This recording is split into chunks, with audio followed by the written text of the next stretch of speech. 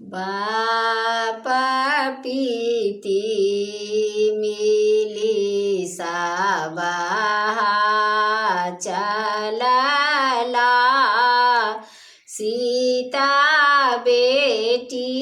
गलियन में ठारयो तकबै नहीं बाबा चोर चंडाल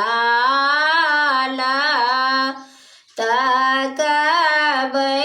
में पंडित जमाइयो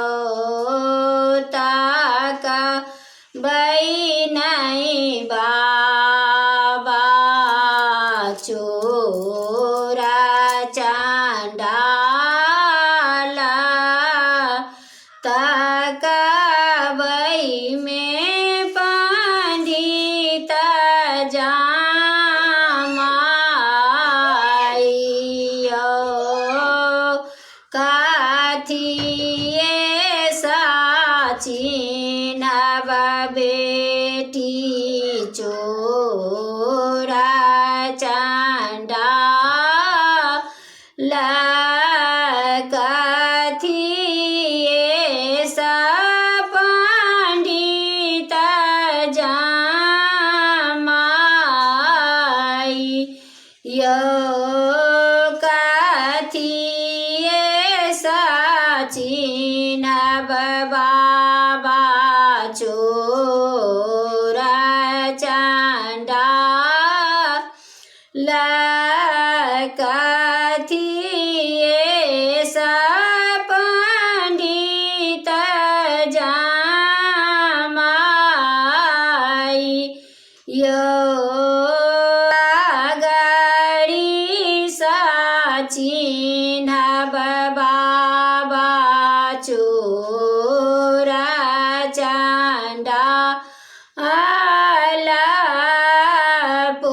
पोथिए स पंडित जमाइयो पगड़ी सचिनब बाबा चोर चंडाल पोथिए स